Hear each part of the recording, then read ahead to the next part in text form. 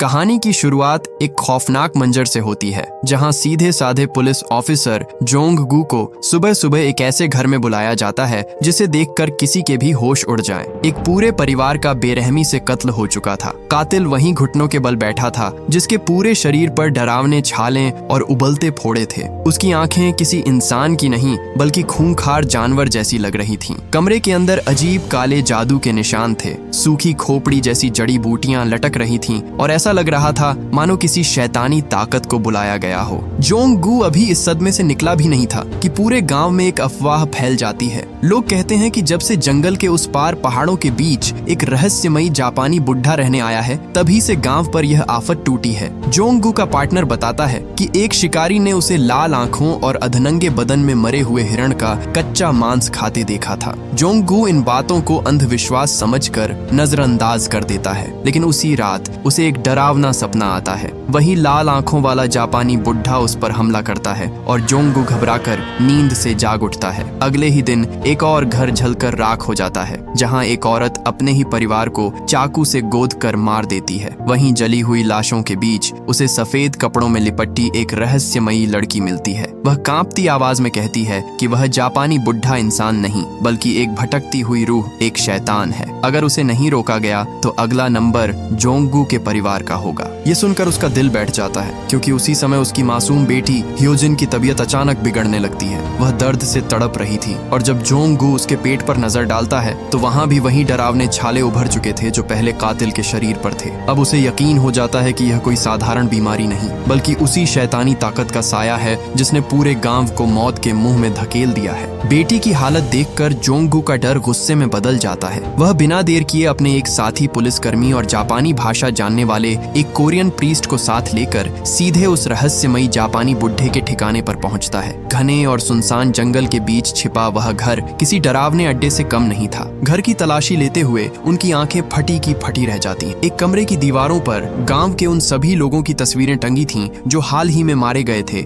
या पागल हो चुके थे। उन तस्वीरों में उनकी मौत से पहले और बाद की हालत साफ दिखाई दे रही थी। सस्पेंस तब और गहरा जाता है जब दूसरे कमरे में उन्हें काले जादू का एक बड़ा वेदी मिलता है। वहाँ काले बकरे का कटा हुआ सिर, अजीब हड्डियां और भगवान बुद्ध की कटी हुई मूर्ति लाल धागों से बंधी हुई थी, मानो कोई हर पवित्र चीज का अपमान कर रहा हो। लेकिन इससे पहले कि वे कुछ और सुराग जुटा पाते, बाहर अचानक भयानक गर्जना सुनाई देती है। जापानी बुढ़ा एक विशाल और खूंखार शिकारी कुत्ते के साथ वापस लौट आता है। उसकी ठंडी और डरावनी नजरें देखकर जोंग गू के साथी घबरा जाते हैं और वहां से भाग निकलते हैं। असली झटका जोंग गू को तब लगता है जब रास्ते में उसका साथी उसे ह्योजिन का खोया हुआ जूता दिखाता है। कांपती आवाज में वह कहता है, ये जूता मुझे उस बुढ़े के घर के पास जंगल में मिला था। ये सुनते ही जोंग गू समझ जाता है कि उसकी बेटी अब उस शैतान के निशाने पर आ चुकी है। घर लौटते ही जोंग गू अपनी बेटी ह्योजिन को देखकर सन्न रह जाता है। उसका गुस्सा 7वें आसमान पर था। वह अपने ही पिता पर चीखने चिल्लाने लगती है, गालियां देती है और उसका व्यवहार किसी आदमखोर जैसा हो जाता है। रात को जब वह सो जाती है तो जोंग गू उसके कपड़े हटाकर देखता है कि पूरे शरीर पर बने छाले पहले से कहीं ज्यादा फैल चुके थे और उनमें से खून रिस रहा था।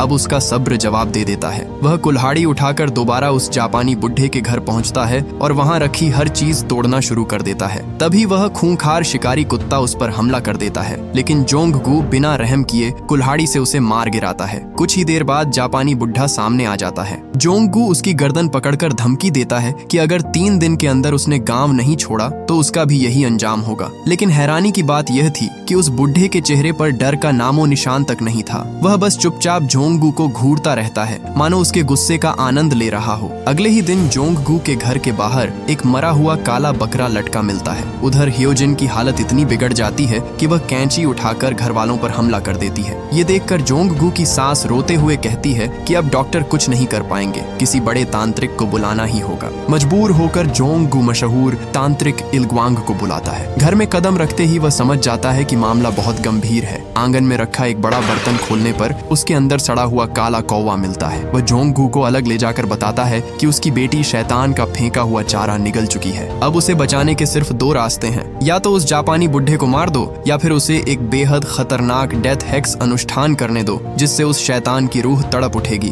बेटी की जान बचाने बचाने के लिए जोंगगू तुरंत उसकी बात मान लेता है। इसके बाद शुरू होता है कहानी का सबसे डरावना मंजर। एक तरफ इलग्वांग ढोल नगाड़ों और मंत्रों के बीच अनुष्ठान करता है। वह ह्योजिन के बराबर एक लकड़ी की मूर्ति बनाकर उसमें बड़े बड़े कील ठोकने लगता है। हर कील के साथ दूर जंगल में बैठा जापानी बुढ़ा दर्द से तड़प उठता है। उसकी हड्डियां चटकने लगती हैं और वह जमीन पर गिरकर कराहने लगता है। लेकिन इस अनुष्ठान का असर सिर्फ उस पर नहीं, ह्योजिन पर भी होने लगता है। वह दर्द से चीखती है, उसका शरीर बुरी तरह मरोड़ खाता है और उसकी आंखों से खून बहने लगता है। अपनी बेटी को इस हालत में देखकर जोंगगू खुद को रोक नहीं पाता। वह दौड़कर इलग्वांग को धक्का देता है और अनुष्ठान बीच में ही रुकवा देता है। फिर ह्योजिन को गोद में उठाकर अस्पताल ले जाता है। उसे पता भी नहीं चलता कि अनुष्ठान रुकते ही जापानी बुढ़े की जान बच जाती है। वह लहूलुहान हालत में अपने घर से बाहर निकलता है। तभी उसकी नजर पहाड़ पर खड़ी सफेद कपड़ों वाली रहस्यमयी लड़की पर पड़ती है। उसे देखते ही वह भी डर से कांप उठता है। अस्पताल में बेटी की हालत देखकर जोंगगू का भरोसा पूरी तरह टूट जाता है। अब वह अपने दोस्तों और जापानी भाषा जानने वाले प्रीस्ट के साथ उस बुढ़े को हमेशा के लिए खत्म करने निकल पड़ता है। उसके घर पहुंचने पर बुढ़ा नहीं मिलता, लेकिन पीछे एक सड़ा गला आदमी दिखाई देता है जो किसी खूंखार जोंबी जैसा था। वह उन पर टूट पड़ता है। उसके साथी लाठियों और कुल्हाड़ी से हमला करते हैं, लेकिन उस पर कोई असर नहीं होता। उल्टा वह पादरी को ही काट लेता है। काफी देर तक संघर्ष चलता है, फिर उसकी हड्डियां अपने आप टूटने लगती हैं और आखिरकार वह वहीं मर जाता है। तभी जोंगगू की नजर झाड़ियों के पीछे छिपे जापानी बुढ़े पर पड़ती है। वह उसे देखते ही जंगल की तरफ भागता है और पहाड़ों के बीच जानलेवा पीछा शुरू हो जाता है। आखिरकार वह एक गहरी खाई के किनारे पहुंचकर गायब हो जाता है। जोंगगू निराश होकर लौटने लगता है, जबकि बुढ़ा नीचे चट्टान पकड़कर लटका हुआ था। जैसे ही जोंगगू अपनी गाड़ी के पास पहुंचता है,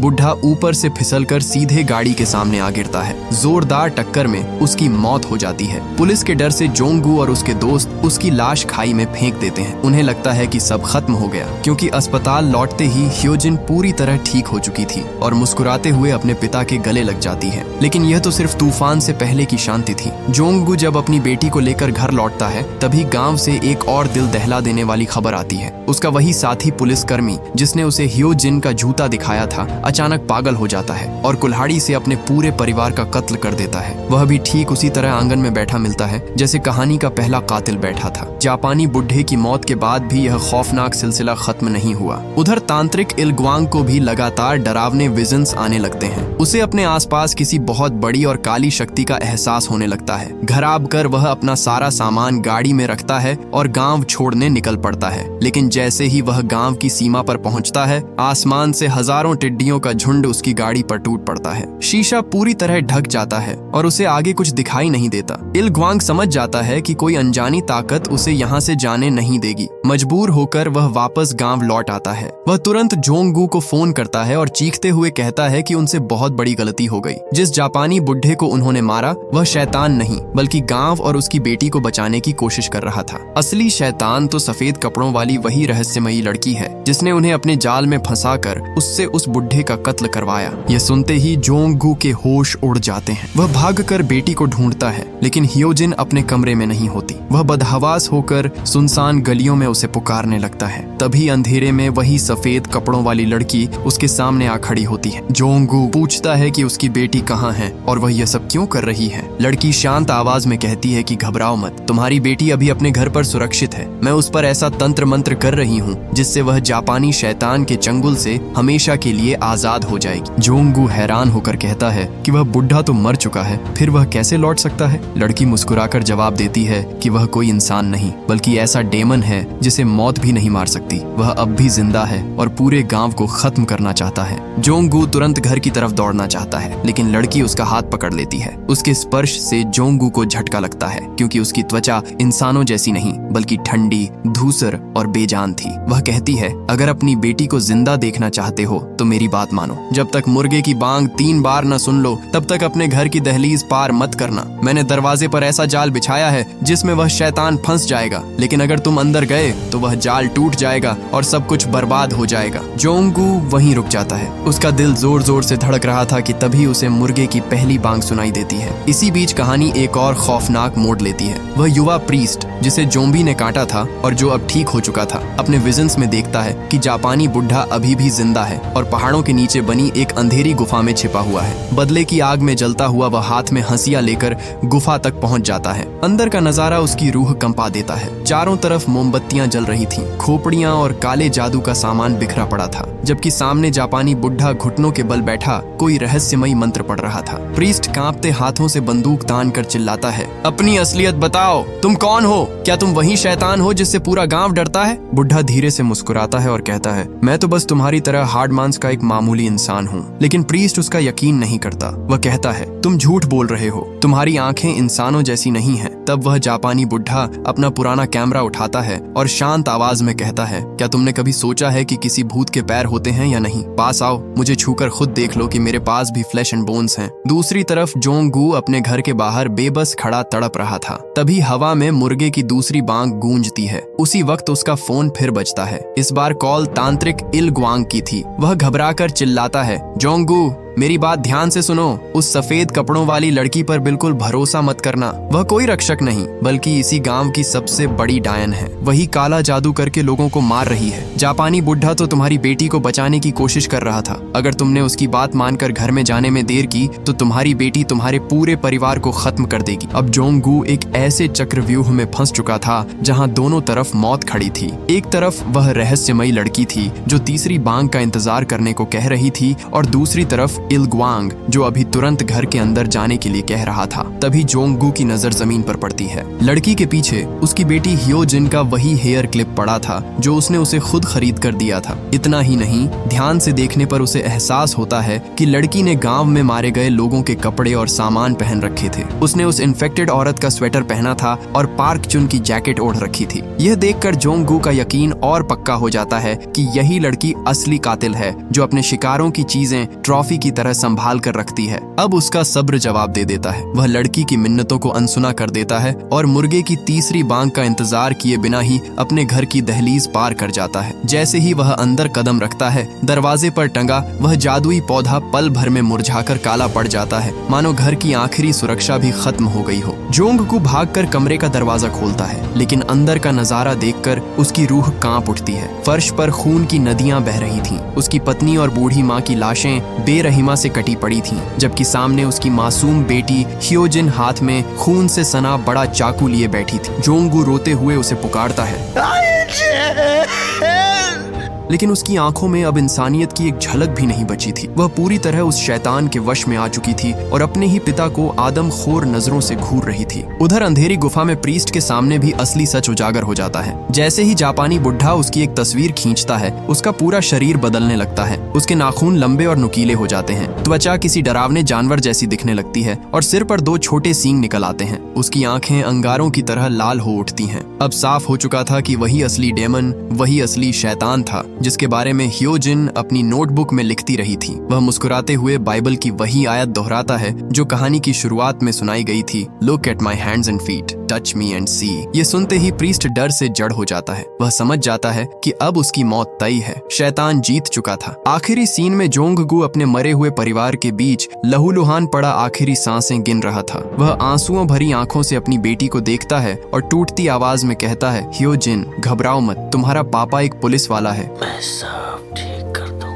इतना कहते ही उसकी आंखें हमेशा के लिए बंद हो जाती हैं। उसी समय बाहर इलग्वांग अपनी गाड़ी से उतरकर घर के अंदर आता है। वह आराम से जोंग गू और उसके मरे हुए परिवार की तस्वीरें खींचने लगता है, लेकिन जब वह तस्वीरों वाला डिब्बा गाड़ी में रखता है तो वह नीचे गिर जाता है और उसके अंदर से वही सारी तस्वीरें बाहर बिखर जाती हैं जो शुरुआत में जापानी बुढ़े के घर में मिली थीं। यहीं सबसे बड़ा सच सामने आता है। कोरियन तांत्रिक इल ग्वांग शुरू से ही जापानी शैतान का साथी था। वह कोई रक्षक नहीं, बल्कि उसका चेला था जो गांव वालों को धोखा देकर उन्हें एक एक करके शैतान का शिकार बना रहा था। दूसरी तरफ सफेद कपड़ों वाली रक्षक लड़की अकेली बैठी रो रही थी, क्योंकि इंसानों के शक और कमजोर विश्वास ने उसकी सारी कोशिशें नाकाम कर दी थीं। और इसी के साथ पूरे गॉक्सोंग गांव पर अंधेरे और मौत का राज कायम हो जाता है। अगर वीडियो पसंद आई हो तो इस चैनल को सब्सक्राइब करना मत भूलिएगा। फिर मिलते हैं, तब तक के लिए शुक्रिया। आपका दिन अच्छा गुजरे।